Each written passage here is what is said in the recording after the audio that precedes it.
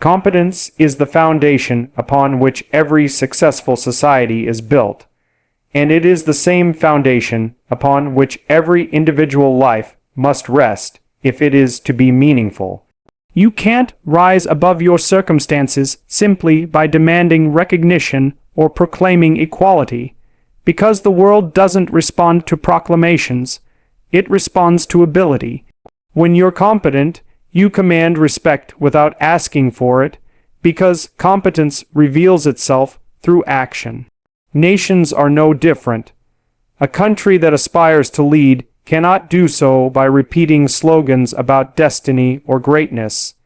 It has to demonstrate capability at every level of its functioning. And that begins not with governments, but with individuals who are trained, disciplined, and willing to shoulder responsibility. Without that, the grandest vision collapses into chaos. Competence stabilizes. Incompetence destabilizes. This is not a moral claim. It is a brutal reality that no one escapes. When you look at America's rise, it wasn't achieved merely through ideology, slogans, or even political maneuvering. It was competence that built the skyscrapers, competence that designed industries, competence that sent rockets to the moon. The capacity to solve problems at scale is what gave America its advantage. And if India wishes to surpass America, it cannot afford to indulge in empty comparisons or reactive politics. It has to build its competence relentlessly in education, in science, in technology, in governance, and in cultural strength. Every student who takes responsibility for his education, every engineer who commits to excellence, every entrepreneur who refuses to cut corners is part of the game. That is the real competition. Nations do not rise by imitation. They rise by producing competence at a level that commands the world's attention. That is the universal law of progress. Now, competence requires sacrifice, and this is a truth people don't like to hear. To become competent, you have to discipline yourself, delay gratification, and shoulder burdens that are heavy enough to transform you. If you want to be respected, you don't demand it, you earn it by proving you can bear responsibility. America's cultural strength came from individuals who were willing to take risks, work tirelessly, and produce results. India's challenge is not lack of talent, but lack of disciplined structures that cultivate that talent into competence. Too often, chaos and corruption swallow potential before it matures. But if India is to beat America at its own game, it has to turn that chaos into order without extinguishing creativity. And that requires every individual to act as though their competence matters not only for themselves, but for the entire nation. Competence is not a mere technical skill. It's moral as well as intellectual. To be competent means to be trustworthy, to follow through on your commitments, to do what you say you will do even when it's inconvenient. When nations fail, it is not only because they lack resources, it is because they lack trustworthy people to manage them. America succeeded because, for a time, it rewarded competence consistently, and competence built trust. If India wants to ascend, it cannot simply teach its people to be clever. It must also instill the value of integrity. A brilliant engineer who cuts ethical corners may create success in the short term, but disaster in the long term. Real competence integrates ability with honesty, knowledge with responsibility, and ambition with humility. Without that combination, power corrupts and progress collapses. Think about how competence scales. An individual who becomes competent in his profession stabilizes his family. A collection of competent families stabilizes a community. Communities bound by competence build cities that function and economies that grow. And when those economies mature, nations emerge as powerful actors on the global stage. It's a hierarchy built step by step, with competence at every level. That's why a nation cannot simply legislate greatness into existence. A government cannot decree competence. It can only create conditions that demand and reward it. And in the end, it's the responsibility of individuals to rise to those conditions. If India takes competence seriously, the future will open up possibilities that are now unimaginable. But if it fails, the chaos that follows will make the dream of beating America impossible. The tragedy is that people often believe recognition should precede competence, when in truth competence must precede recognition. This entitlement mentality, this belief that one deserves success simply by virtue of existing, undermines nations. America at its height didn't hand out recognition without merit. It made individuals prove their value. That was harsh, but it also produced excellence. If India falls into the trap of rewarding mediocrity, if it hands out opportunities based on favoritism rather than ability, then it will sabotage itself. To beat America at its own game, India has to cultivate a culture where competence is the ultimate currency, where people rise because they are the best at what they do. That shift in values is more powerful than any political slogan or nationalistic rhetoric. Competence also requires resilience because it is forged in failure. No one becomes competent without falling short, making mistakes, and confronting limitations. America's innovators and leaders often failed repeatedly before they succeeded. But they learned from those failures and improved their competence each time. India's youth must understand this failure is not a verdict, but an opportunity to refine competence. If failure is punished without room for growth, creativity dies. If failure is ignored, incompetence thrives. But if failure is studied and used as a stepping stone, then competence emerges stronger and more resilient. That mindset is what transforms a nation's character. It's the ability to learn from mistakes at every level that determines whether a nation can surpass another in the long run. The pursuit of competence is also the pursuit of meaning, because when you become competent, you are no longer trapped in helplessness. You discover that you have the ability to influence reality, to transform chaos into order, to shape the world in meaningful ways. That's what gives life purpose, and that's what gives nations destiny. America built its narrative on the belief that individuals could change their lives through competence, and that narrative inspired generations to work harder, create more, and push boundaries. If India can cultivate a similar narrative, but one adapted to its own culture and values, it can unleash a force greater than America's. Because competence is contagious when one person embodies it, others are inspired to follow. That cascading effect can move millions in the same direction. And this is where the moral obligation becomes clear.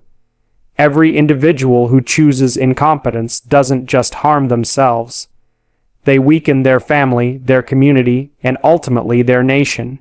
Every time someone shirks responsibility, cuts corners, or refuses to develop their potential, they contribute to national decline.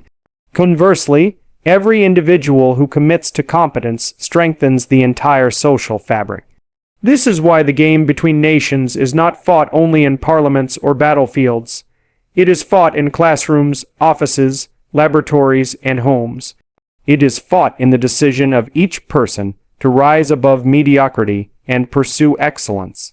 That's the real battleground, and it is far more decisive than any external rivalry. The strength of a nation is the sum total of its individuals, and this is a fact that cannot be avoided or wished away. When individuals are weak, disorganized, or purposeless, the nation reflects exactly that state.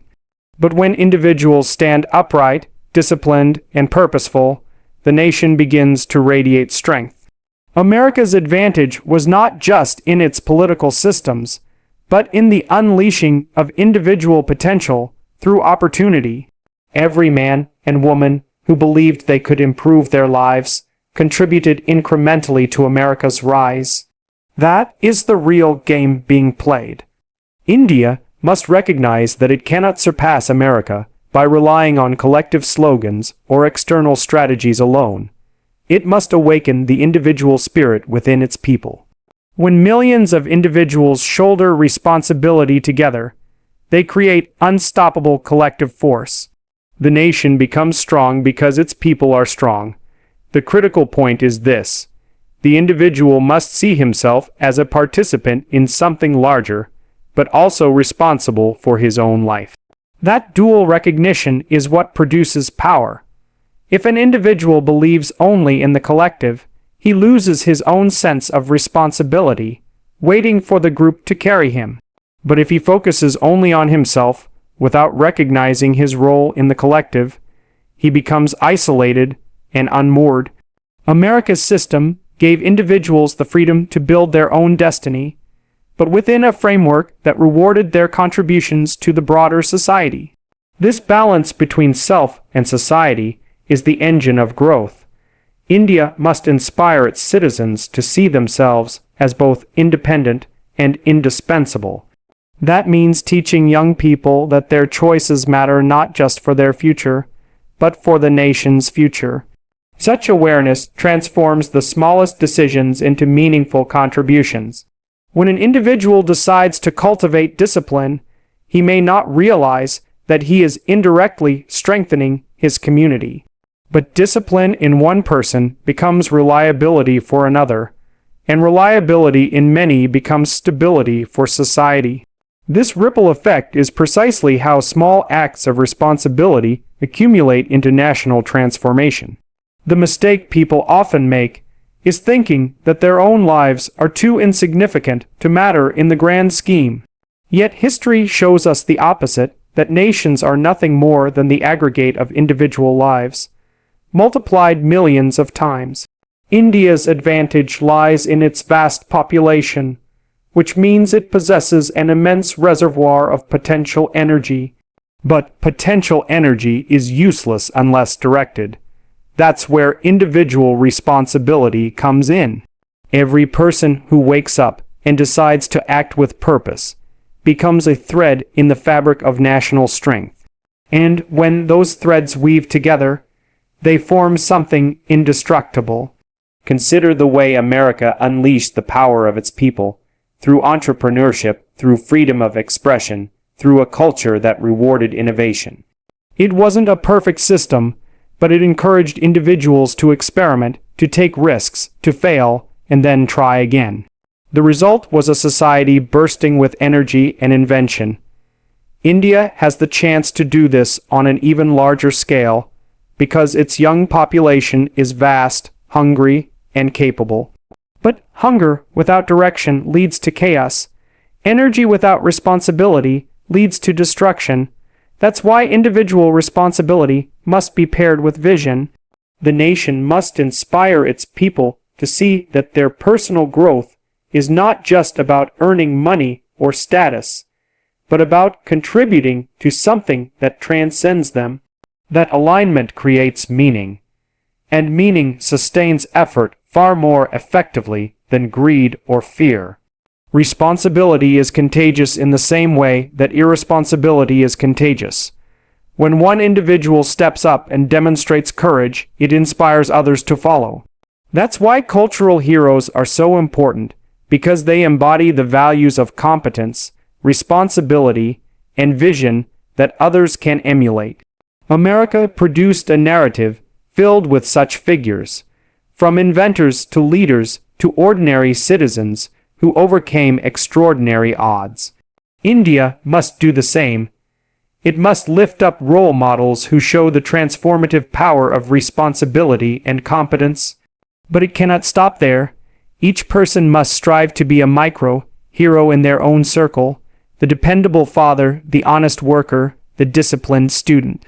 These seemingly small roles accumulate into a moral force that shapes the nation itself. The collective begins to embody the strength of millions of responsible individuals acting in unison. One of the most dangerous lies is the belief that the individual is powerless against the system. That lie produces apathy, resentment, and mediocrity, which corrode nations from within. The truth is that systems are nothing but crystallized habits of individuals multiplied across generations. Change the individual, and the system begins to shift. This is not a quick process, but it is the only sustainable one. America's so-called system worked because individuals demanded excellence from themselves, and by extension, from their institutions. India cannot afford to wait for some external savior or global opportunity to hand it victory. Its strength must emerge from the millions who refuse to live in self-pity or passivity. Each responsible act, whether building a business, raising a family, or mastering a craft, chips away at weakness and builds the foundation of national strength. That's the game, and it begins in the smallest of choices. If we look deeper, responsibility also transforms the meaning of suffering. Life is difficult, filled with obstacles, failures, and tragedies. You can face that reality with bitterness, or you can face it with responsibility, which turns suffering into growth. America's narrative was built on people overcoming hardship by working harder, by refusing to collapse under the weight of difficulty. That ethos created resilience, and resilience created power. India's youth will face enormous challenges: economic inequality, corruption, rapid technological shifts, and global competition. But those challenges are also opportunities for growth.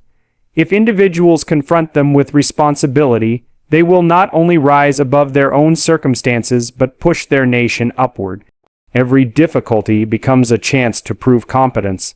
Every obstacle is a training ground for greatness.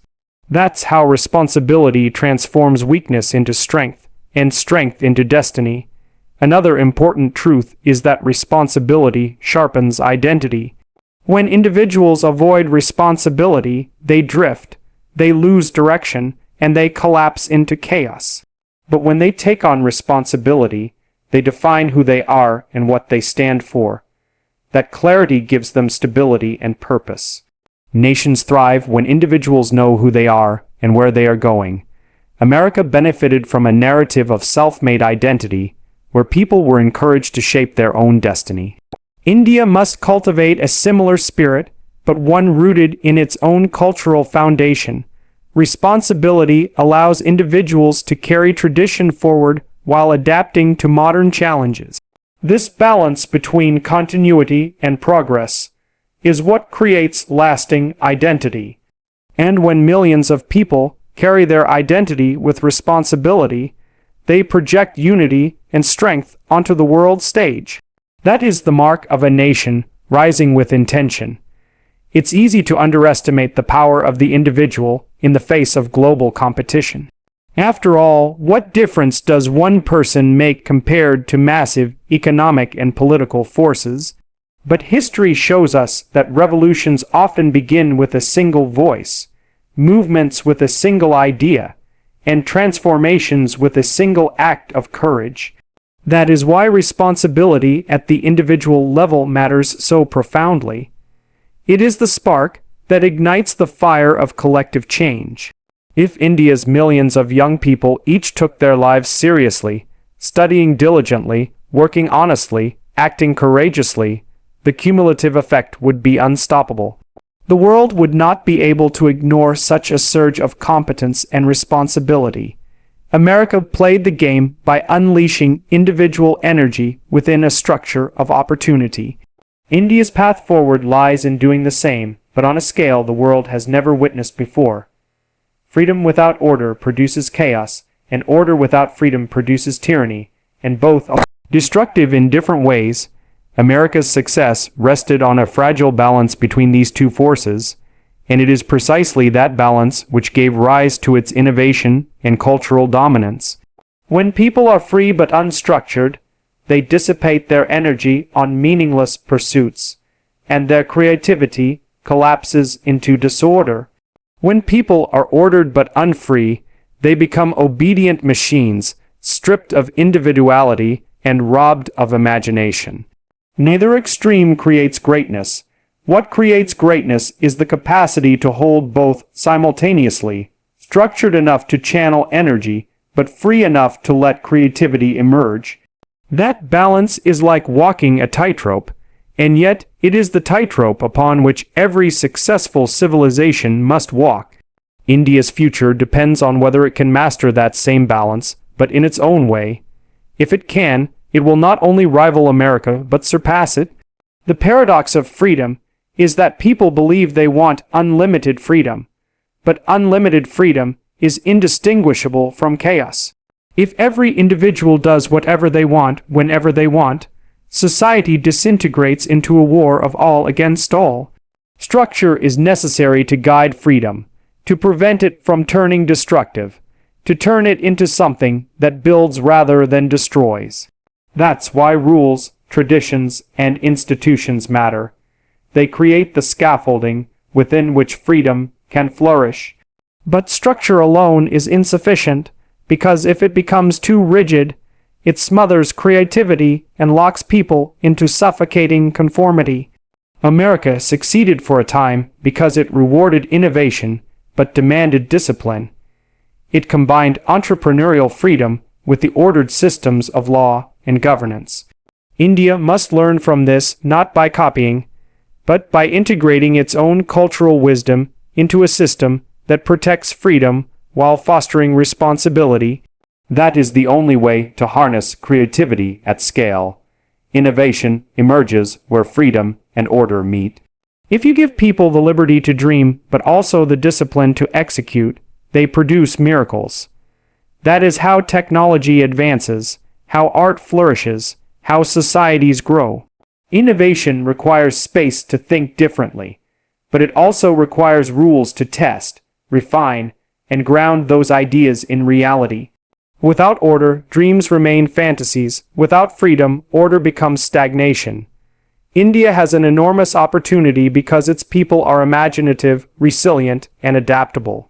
But that energy will not transform the nation unless it is paired with ordered systems, educational institutions that reward competence, legal frameworks that ensure fairness, and cultural norms that encourage responsibility. These structures don't limit freedom, they elevate it. They turn mere possibilities into realities. That's how a society evolves from chaos into culture, from potential into achievement. India must embrace that balance if it wishes to play and win on the global stage. The danger is always imbalance. Too much emphasis on freedom without accountability produces societies that indulge in corruption, shortcuts, and irresponsibility. Too much emphasis on order without room for dissent produces authoritarian stagnation, where no one dares to innovate because innovation is punished. The world is filled with examples of both failures. But the challenge for India is to carve a middle path, one where creativity is encouraged but directed, where freedom is granted but bound by responsibility. That middle path is narrow and difficult, but it is the only way forward. America walked that line long enough to build institutions that fueled its rise, though even now it struggles to maintain the balance. India must understand that surpassing America does not mean copying its chaos or its rigidity, but creating a model that harmonizes freedom and order in a uniquely Indian way. That is the true game being played globally. Freedom must be earned, and order must be chosen. If freedom is handed out without responsibility, people waste it. If order is imposed without consent, people resist it. The challenge of leadership is to inspire people to accept both voluntarily. America, in its prime, managed to instill a cultural ethic that linked freedom with responsibility. Work hard, take risks, and you can rise. That narrative wasn't perfect, but it gave people a reason to align freedom with order. India must construct its own narrative, one rooted in its history and traditions but open to the modern world.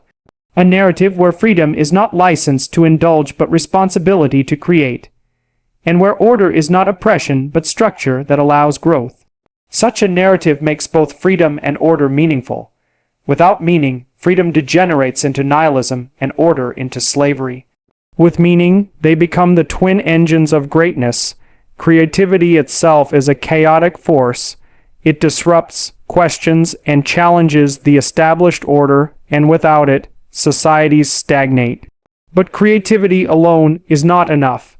It must be tested against reality, which demands order. A brilliant idea that cannot survive discipline is nothing but noise. This is why societies that foster both creativity and structure become engines of innovation. America produced Silicon Valley not because it was free alone, but because it had laws, systems, and institutions that channeled freedom into productive outcomes. India must do the same. It must encourage its young people to dream wildly, but also teach them to discipline those dreams with competence and responsibility. That's how innovation becomes not just bursts of brilliance but lasting transformation. Balancing chaos and order is what turns sparks into fire, and fire into light that illuminates the world. Order, however, should not be confused with rigidity. True order is living order. It adapts, grows, and evolves. Rigidity kills creativity, but dynamic order nurtures it. This distinction is crucial. America's institutions thrived when they remained flexible enough to adapt to change, while still providing stability. India must avoid the trap of static order, where bureaucracy and corruption ossify systems and prevent growth. Instead, it must aim for adaptive order, where systems are strong enough to provide stability, but flexible enough to accommodate innovation. That is the essence of balancing order and freedom. The point is not to freeze society into a static mold, but to create a living framework that encourages growth. It is within that kind of framework that individual creativity flourishes and collective progress becomes inevitable. Adaptive order transforms a nation into a resilient, innovative power. The individual plays a critical role in this balance, because freedom and order ultimately converge at the level of personal responsibility. A person who embraces freedom without discipline becomes reckless. A person who embraces discipline without freedom becomes rigid. But a person who integrates both becomes powerful, capable, and trustworthy.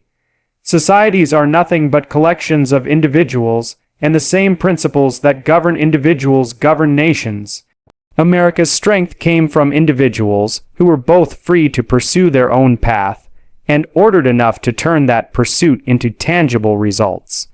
India's future will depend on whether its people can internalize the same balance. If each individual learns to live in freedom and order simultaneously, the collective will naturally embody that principle. The nation will rise not by decree, but by the disciplined actions of free individuals acting with responsibility. The balance of freedom and order also determines whether nations inspire others or collapse into irrelevance. America, for much of its history, inspired others not simply because it was powerful, but because it embodied a model of possibility, a society where creativity thrived within structure. That inspiration is why so many people look to America as a symbol of what could be achieved. India now has the opportunity to offer the world a new model, one that integrates ancient wisdom with modern innovation, one that shows how freedom and order can coexist in harmony. If it succeeds, it won't just beat America at its own game. It will redefine the game itself. And the nations of the world will look to India as a symbol of balance, resilience, and creative strength. That is the challenge, and that is the possibility. Rights are fragile things if they are not underpinned by responsibility. People often clamor for rights, insisting on recognition and privileges, but rarely stop to ask whether they have earned them through responsibility. A society that emphasizes rights without responsibility begins to rot from within because people expect benefits without sacrifice. America, at its peak, understood this better than most. It created a culture that linked rights to responsibility, the right to speak paired with the duty to think, the right to prosper paired with the duty to work. That linkage made its freedom durable. India's challenge now is not to cry out for recognition on the global stage, but to cultivate responsibility on a massive scale, so immense that it commands recognition without asking for it. The stronger the sense of responsibility among its citizens, the stronger its claim to greatness. Without responsibility, even the loftiest ideals collapse into entitlement and chaos. Responsibility is what transforms weakness into strength, because it forces people to confront the burdens of existence voluntarily. Life is hard, filled with suffering and uncertainty, and responsibility gives that suffering meaning. Instead of being crushed by the weight of chaos, you carry it willingly, and that act makes you stronger. A nation that raises its people to see responsibility as an opportunity rather than a punishment will inevitably surpass nations that indulge in comfort and entitlement. America thrived because individuals believed they were responsible for their own lives, their families, and their communities. That belief created resilience, and resilience created power. India has the chance to instill the same ethos at a scale the world has never seen. If millions of people embrace responsibility simultaneously, the collective weight they carry will elevate the entire nation. That is the foundation of sustainable greatness. Responsibility is also what makes freedom meaningful. Freedom without responsibility is nothing but indulgence. It leads to addiction, idleness, and corruption. But when freedom is exercised responsibly, it becomes the engine of progress. America's experiment with freedom worked because enough people accepted responsibility to make freedom productive. India cannot simply imitate that experiment. It must integrate responsibility into its own cultural framework, teaching its citizens that true dignity comes not from being granted freedom, but from using freedom responsibly. When young people choose to discipline themselves, to study diligently, to work honestly, they are not only securing their own future but also safeguarding the freedom of their nation. Responsibility protects freedom from collapsing into chaos. That is why nations rise or fall not on the basis of what freedoms they proclaim, but on how responsibly those freedoms are used. The path to greatness requires individuals to shoulder responsibility willingly, not because they are forced to, but because they recognize it as the only path to meaning. Compulsion creates resentment, but voluntary responsibility creates dignity. When a young man or woman decides to carry a burden larger than themselves, whether it is family, community, or nation, they elevate their own existence. This is what America tapped into, the idea of the self-made individual who bore responsibility and rose as a result. India must craft its own story, one where responsibility becomes a cultural ideal, celebrated and respected. Heroes must be those who carry the heaviest burdens, not those who shirk them. If responsibility becomes aspirational, then millions will pursue it, and the collective outcome will be national strength. That is how responsibility transforms from a personal virtue into a civilizational force. It is easy to demand recognition, to stand on the world stage and say, "We deserve respect." But recognition that is not earned through responsibility is hollow and temporary. True recognition comes when a nation demonstrates its competence and reliability so consistently that the world cannot ignore it. America did not become powerful by begging for acknowledgement. It became powerful because it took responsibility for innovation, for defense, for leadership. India must do the same. It must create systems where individuals see responsibility not as an external imposition, but as the price of genuine respect. If every citizen begins to live as though their responsibility matters, then the cumulative effect will be undeniable.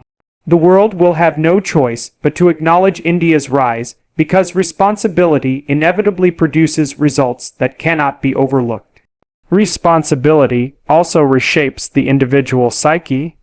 People who take responsibility discover strength they didn't know they had, because responsibility forces them to grow beyond their current limits. This growth creates competence, and competence builds confidence. That psychological transformation at scale becomes a cultural transformation. America's cultural narrative was built on individuals who took responsibility for their own destiny, who faced hardship and used it as a stepping stone. India must teach its citizens to do the same, to see hardship not as injustice, but as a call to responsibility. When people internalize that attitude, they stop waiting for rescue and start building their own future. The nation as a whole becomes proactive instead of reactive, innovative instead of stagnant. Responsibility, in this sense, is not a burden but a catalyst for transformation, both personal and collective. Suffering becomes bearable when it is linked to responsibility. Without responsibility, suffering feels meaningless, and meaningless suffering leads to despair. But when you choose responsibility, suffering takes on purpose. It becomes the price you willingly pay for something greater. America understood this in its ethos of hard work and sacrifice, where generations endured hardship to create opportunities for the next. India has centuries of cultural wisdom that already teach sacrifice as a path to growth, but it must now connect that ancient wisdom to modern responsibility. If every family, every worker, every student embraces responsibility for the future, then suffering itself becomes a resource, a forge in which resilience is shaped. This is how responsibility transforms the inevitable tragedies of life into opportunities for greatness. A nation that teaches its people to suffer meaningfully will never be defeated by hardship. Collective strength of a nation is directly tied to how much responsibility its citizens are willing to bear.